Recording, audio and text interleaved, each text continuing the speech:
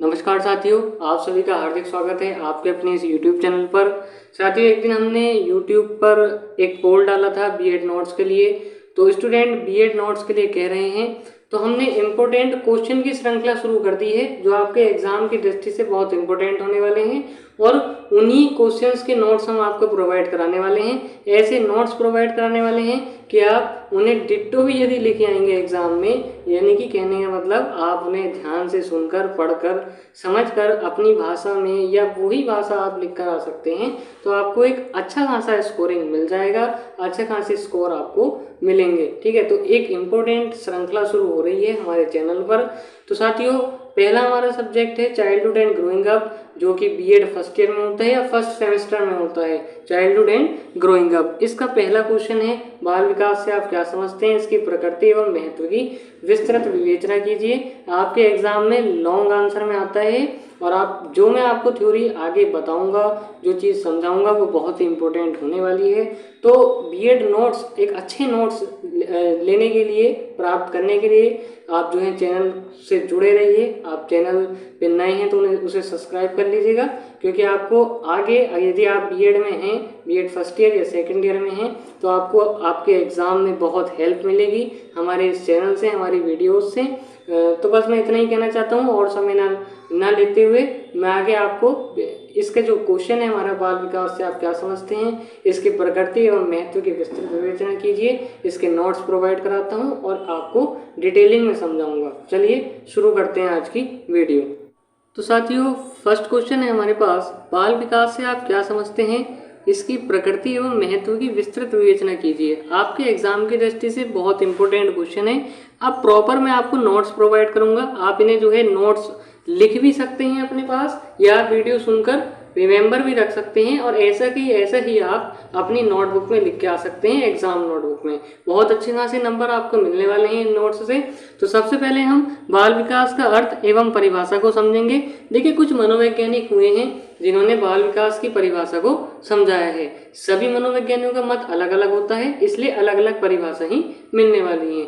देखिए, बर्क के अनुसार, बर्क ने क्या कहा है कि बाल विकास मनोविज्ञान की एक शाखा है, ठीक है, जिसमें व्यक्ति की जन्म पूर्व अवस्था से परिपक्व अवस्था तक होने वाले सभी परिवर्तनों को स्पष्ट किया जाता है। यानी कि वर्ग के अनुसार बाल विकास मनोविज्ञान की एक शाखा है जिसमें व्यक्ति की जन्म पूर्व अवस्था, यानी जब वो गर्भावस्था में होता है, और परिपक्व, जब तक वो बिल्कुल परिपक्व हो जाता है, वयस्क हो जाता है, तब तक उसके शरीर में होने वाले सभी परिवर्तनों को बाल विकास के अंदर स्पष्ट किया जाता है। हमारे दूसरे बहुत ही फेमस मनोवैज्ञानिक हैं क्रो और क्रो के अनुसार इन्होंने क्या कहा है कि बाल मनोविज्ञान वह वैज्ञानिक अध्ययन है जो व्यक्ति के विकास का अध्ययन गर्भ काल के प्रारंभ से किशोर अवस्था की प्रारंभिक अवस्था तक करता है। उन्होंने कहा कि बाल मनोविज्ञान के अंतर्गत आप व्यक्ति के गर्भ काल यानी गर्भावस्था से और कब तक का करते हो, किशोर अवस्था की प्रारंभिक अवस्था तक होने वाले परिवर्तनों का अध्ययन करते हो। उसके बाद हमारे मनोवैज्ञानिक हुए हैं जेम्स ट्रेवर साहब क्या कहते हैं कि बाल मनोविज्ञान की वह शाखा है जिसमें जन्म से परिपक्व अवस्था तक विकसित हो रहे मानव का अध्ययन किया जाता है। इन्होंने यही कहा है कि जन्म से, अब तक हम गर्भावस्था से बात करते आ रहे थे, अब इन्होंने कहा जो गर्भावस्था से बाद की अवस्था होती है, यानी कि जन्म की जो अवस्था होती है, जन्म से लेकर परिपक्व अवस्था तक विकसित हो रहे मानव का अध्ययन किया जाता है। 3 आपकी परिभाषा हो गई।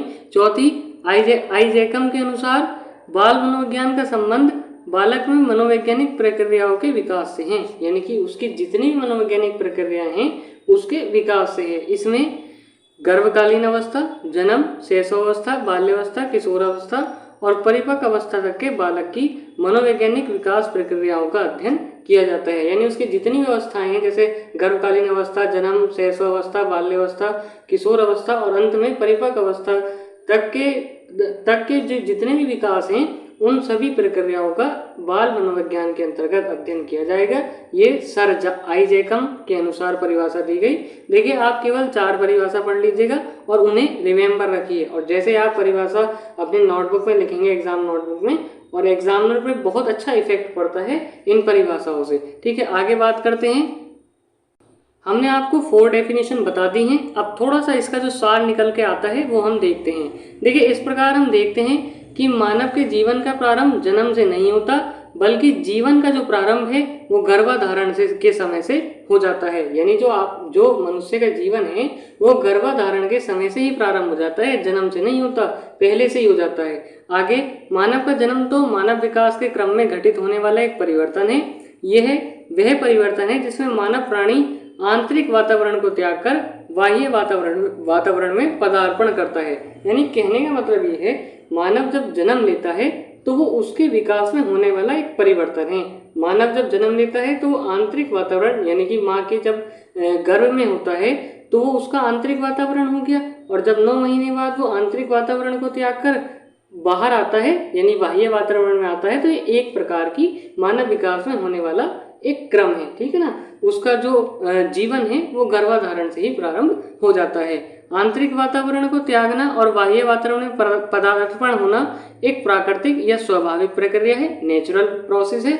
आंतरिक वातावरण की अपेक्षा बाह्य वातावरण में मानव प्राणी में रहने की अवधि अपेक्षाकृत बहुत अधिक है। यानी कि आंतरिक वातावरण में तो एक बच्चा जो है 9 महीने तक ही रहता है, लेकिन जब वो आंतरिक वातावरण त्याग कर बाह्य वातावरण में आता है तो बाह्य वातावरण में वो बहुत अधिक अवधि तक रहता है। ये कहने का मतलब है इसका। परंतु इसका यह तात्पर्य नहीं कि आंतरिक वातावरण का महत्व कम है, लेकिन इसका ये बिल्कुल भी मतलब नहीं है कि आंतरिक वातावरण का महत्व कम है। दोनों वातावरण के महत्व अपनी अपनी जगह अभूतपूर्व और आवश्यक हैं। मानव का विकास यद्यपि जीवन पर्यंत चलता रहता है, मानव का जो डेवलपमेंट है, जो डेवलप है, वो उसका जीवन पर्यंत यानी कि जीवन भर चलता रहता है। परंतु बाल विकास विषय में परिपक्व अवस्था तक होने वाले विकासों का ही अध्ययन किया जाता है। लेकिन बाल विकास जो हमारा विषय है उसमें जब तक मनुष्य वयस्क यानी परिपक्व अवस्था तक नहीं पहुंच जाता तब तक के विकासों का ही अध्ययन किया जाता है। तब तक के जो उसके शरीर में चेंजेस हैं, जो भी चेंजेस हैं, उन्हीं का ही अध्ययन किया जाता है। जीवन पर्यंत आप बाल विकास को नहीं रख सकते, यानी बाल विकास में आप जीवन पर्यंत के होने वाले जो परिवर्तन है उनको नहीं रख सकते, केवल गर्भाधारण से और परिपक्व अवस्था तक ही होने वाले परिवर्तनों को रख सकते हैं या उनका ही अध्ययन आप कर सकते हैं। तो ये था मतलब बाल विकास का अर्थ हो गया, आपकी परिभाषाएं होंगी। यदि कुछ समझ में नहीं आता तो कमेंट बॉक्स में बताएं, मैं रिप्लाई करूंगा। आगे देखते हैं। आगे क्वेश्चन में था कि बाल विकास की प्रकृति और महत्व के बारे में। तो ये हमारी एक ही हेडिंग होने वाली है कि बाल विकास की प्रकृति एवं महत्व। हम इसी हेडिंग में प्रकृति की भी चर्चा कर लेंगे और महत्व की। देखिए, पहला जो पॉइंट है हमारे पास वो है बालकों के स्वभाव को समझने की दृष्टि से बाल विकास का यूज किया जाता है। वो कैसे किया जाता है अभी समझते हैं। देखिए, बालक के विभिन्न आयु स्तरों पर बालक की विभिन्न व्यवहार विशेषताओं का अध्ययन तथा विभिन्न व्यवहारों में होने वाले क्रमिक परिवर्तनों का अध्ययन बाल मनोविज्ञान में किया जाता है। अब मैं आपको समझा देता हूँ। जैसे बालक बहुत छोटा होता है तब वो इंद्रियों के माध्यम से ही जो है सबको देखता है या छूता है, महसूस करता है, और जैसे जैसे उसकी उम्र बढ़ती जाती है, उसकी आयु बढ़ती जाती है, तो उसके स्वभाव में भी चेंजेस आने लगते हैं। तो उन्हीं चेंजेस का अध्ययन करने के लिए बाल मनोविज्ञान की सहायता ली जाती है। इसमें लिखा है कि बालक के विभिन्न आयु स्तरों पर बालक की विभिन्न व्यवहार विशेषताओं का अध्ययन, जो उसके व्यवहार में जो विशेषताएं हो रही हैं तथा विभिन्न व्यवहारों में होने वाले क्रमिक परिवर्तनों का अध्ययन बाल मनोविज्ञान में किया जाता है।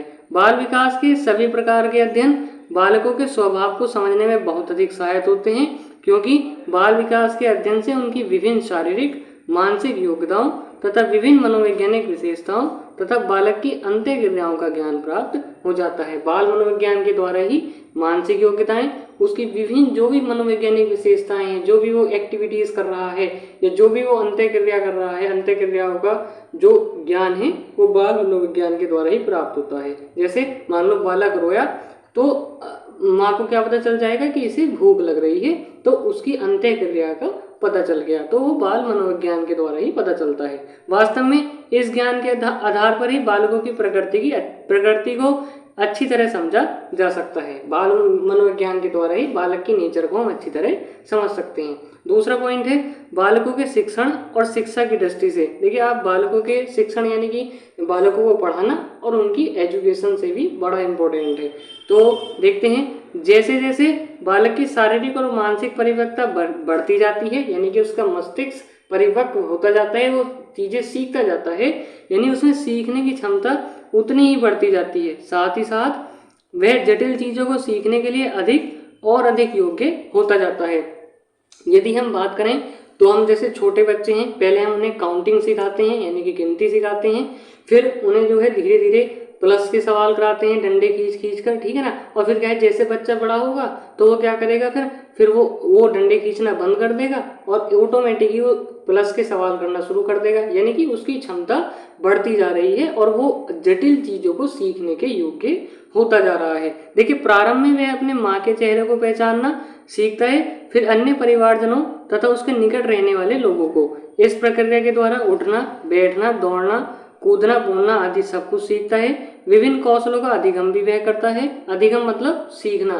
कुछ विशेषताएं वह परिपक्वता के साथ साथ सामाजिक अंतःक्रियाओं के कारण भी सीखता है, यानी कि कुछ जैसे आपने घर में रह के बहुत सारी एक्टिविटीज सिखा दी, लेकिन क्या होता है जैसे मोहल्ले पड़ोस में जाएगा, समाज में जाएगा तो वो समाज की भी एक्टिविटीज सीखेगा, यानी समाज से भी कुछ सीखेगा। तो कुछ एक्टिविटीज वो समाज से सीखता है, परंतु अन्य विशेषताओं और गुणों को बालकों को सिखाना भी पड़ता है। बालकों को सिखाने में उनकी शिक्षा और प्रशिक्षण में बाल विकास का ज्ञान बहुत उपयोगी है। जब तक आपको बालक के स्तर का नहीं पता होगा कि कौन से स्तर पर बालक को क्या सिखाना है, तब तक आप कैसे सिखा सकते हैं। मान लीजिएगा बालक छोटा है और आप उसे जो है कक्षा 4th 5th के सवाल समझा रहे हैं तो नहीं सीख पाएगा। अभी तो उसका स्तर 1st क्लास का है और आप 4th 5th के सवाल सिखा रहे हैं तो वो नहीं सीख पाएगा जब तक आपको बाल विकास की ज्ञान नहीं होगा।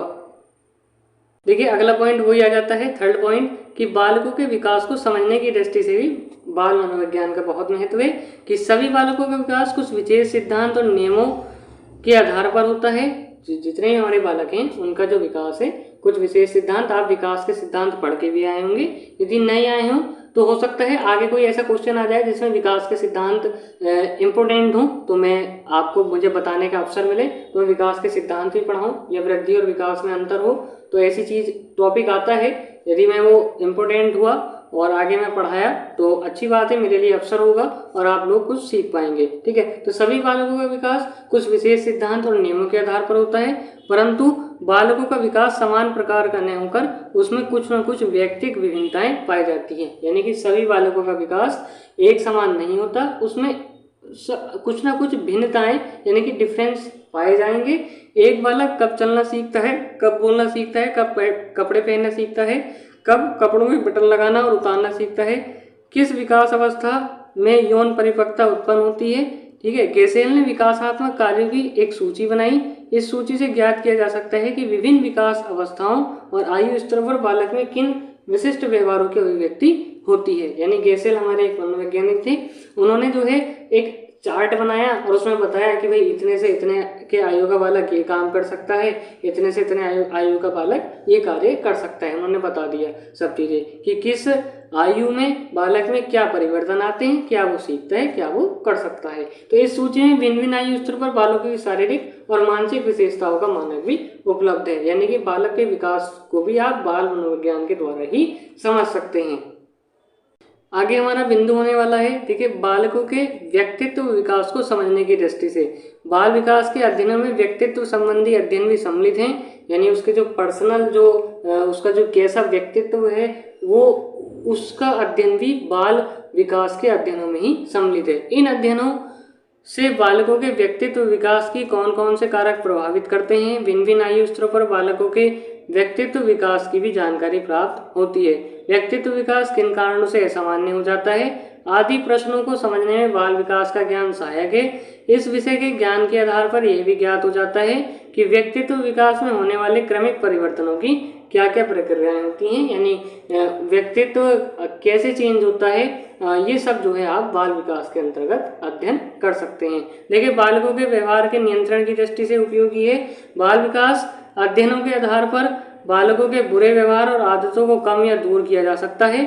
समय समय पर लगभग हर बच्चे में थोड़ा बहुत प्रतीकात्मक भाषा यानी कि गलत भाषा बोलना, गाली बकने, जिद करने, मारपीट करने संबंधी व्यवहार देखे गए हैं।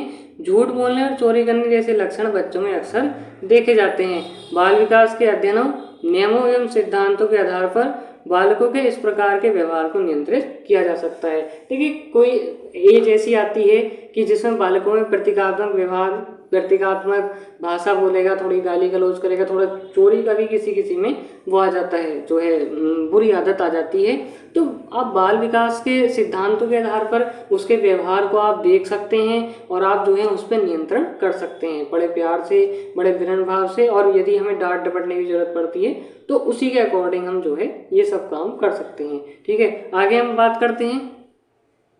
अगली हेडिंग है हमारे पास निर्देशन एवं परामर्श की दृष्टि से, यानी कि आप बाल विकास के आधार पे ही, आप जब बाल विकास को जान लेंगे अच्छे से तो आप बालक को निर्देशन भी दे सकते हैं, निर्देश दे सकते हैं और उसे परामर्श भी दे सकते हैं। देखिए, बालकों का निर्देशन समय समय पर माता पिता भी करते हैं और आवश्यकता अनुसार बाल निर्देशनकर्ता की भी सहायता ली जा सकती है। निर्देशन चाहे व्यक्तिगत हो या सामूहिक। देखिए, निर्देशन दो प्रकार का होता है। एक तो आप पर्सनली किसी को निर्देशन दे सकते हैं, किसी को परामर्श दे सकते हैं, या फिर बच्चों का ग्रुप है, समूह है, तो आप एक साथ भी उन्हें परामर्श या निर्देशन दे सकते हैं। दोनों प्रकार के निर्देशन में बाल विकास का ज्ञान सहायक है। बाल विकास के नियमों और सिद्धांतों आदि के आधार पर बालकों की शैक्षिक, व्यवसायिक, व्यक्तिगत निर्देशन तो दिया ही जा सकता है। साथ ही साथ रुचियों और कौशलों के अधिगम के लिए भी उन्हें निर्देशित कर योग्य तथा कुशल बनाया जा सकता है। जैसे सपोज मान लो क्लास 10th में कोई स्टूडेंट मैथ में अच्छा है तो आप उसे आगे फर्स्ट ईयर इंटर में मैथ लेने की सलाह दे सकते हैं और उससे जो लाइनें निकलती हैं, यानी कि उससे जो व्यक्ति बन सकता है उसके बारे में डिटेल में समझाकर उसे परामर्श दे सकते हैं या निर्देशन दे सकते हैं। ठीक है, तो ये था मतलब एक निर्देशन एवं परामर्श की दृष्टि से भी बाल विकास का ज्ञान उपयोगी है। दूसरी हम बात करें पूर्व कथन की दृष्टि से। देखिए, बाल विकास का एक व्यवहारिक उपयोग यह भी है कि इस विषय के ज्ञान के आधार पर भिन्न भिन्न आयु के बालकों के संबंध में पूर्व कथन किया जा सकता है कि भिन्न भिन्न आयु के स्तरों पर लड़के तथा लड़कियों की लंबाई, भार, बुद्धि तथा व्यवहार संबंधी विशेषताएं क्या क्या होंगी। इस दृष्टि से विभिन्न प्रकार के बुद्धि परीक्षणों एवं व्यक्तित्व परीक्षणों की महत्वपूर्ण भूमिका रहती है। देखिए, बुद्धि परीक्षण और व्यक्तित्व परीक्षण आप शायद सेकेंड ईयर में पढ़ेंगे, शायद नहीं, कन्फर्म है आप सेकेंड ईयर में ही पढ़ेंगे। बाकी बाल विकास के आधार पर, बाल मनोविज्ञान के आधार पर आप बालकों के पूर्व कथन की भी घोषणा कर सकते हैं। ठीक है, बात करें सुखी एवं समृद्ध जीवन की दृष्टि से बाल मनोविज्ञान आवश्यक है, बाल विकास आवश्यक है, बाल विकास का ज्ञान का होना आवश्यक है। देखिए, बच्चे परिवार की शोभा होते हैं। बच्चे यदि चरित्रवान, गुणवान, आकर्षक और आज्ञाकारी हैं तो निश्चय ही ऐसे बच्चे माता पिता और घर वालों को सुख, शांति एवं समृद्धि के लिए सहायक होते हैं। यानी बच्चे गुड हैं, बेटर हैं, अच्छे हैं, गुणवान हैं, चरित्रवान हैं तो वो परिवार की शोभा होते हैं, परिवार का नाम भी बढ़ाते हैं। ठीक है, बाल विकास अध्ययनों के आधार पर बच्चों में वांछित व्यवहारों को उत्पन्न किया जा सकता है। यानी कि जो गुड बिहेवियर है वह आप बाल विकास के अध्ययन के आधार पर उनमें उत्पन्न कर सकते हैं और सुखी पारिवारिक जीवन की स्थापना की जा सकती है। यदि बच्चे अच्छे होंगे तो माँ बाप खुश होंगे, परिवार खुश होगा और परिवार का नाम आगे बढ़ेगा। एक संतुलित एवं समृद्ध जीवन की शैली का निर्माण इस दृष्टि से प्रत्येक व्यक्ति की सर्वोच्च प्राथमिकता होती है। ठीक है, तो यही था हमारा बाल विकास का अर्थ हमने समझा दिया और परिभाषा हमने बता दी, प्रकृति और महत्व बता दिया। आपका एक लॉन्ग क्वेश्चन कंप्लीट हो गया। और देखिए, लगभग बाल विकास एक मतलब आपके जो प्रकृति और महत्व हमने बिल्कुल स्पष्ट कर दिया। आपको एग्जाम में कोई भी दिक्कत नहीं पड़ेगी। आप 1 या 2 बार वीडियो सुन सकते हैं। एक बार तो आपको सुननी है, 2 बार भी आप 2 बार 3 बार आप सुन सकते हैं। अच्छी खासी आपको थ्योरी इसकी लर्न हो जाएगी और आप अपनी लैंग्वेज में लिख सकते हैं या आप नोट्स अपने तैयार कर लीजिएगा। बेटर रहेगा नोट्स तैयार कर लो ताकि एग्जाम में कोई प्रॉब्लम ना हो और आप एक सटीक भाषा आप लिख कर आते आए। ठीक है, तो आज पहला क्वेश्चन था हमारा और आई होप गाइज आपको वीडियो अच्छी लगी होगी। कमेंट में जरूर बताएं वीडियो कैसी लगी। अच्छी लगी हो तो लाइक कर दें, शेयर करें अपने फ्रेंड के साथ और हाँ, चैनल को सब्सक्राइब कर लें। मैं आगे ये सीरीज़ बिल्कुल चालू रखने वाला हूँ, रेगुलर आपको जो है नोट्स मिलने वाले हैं। धन्यवाद।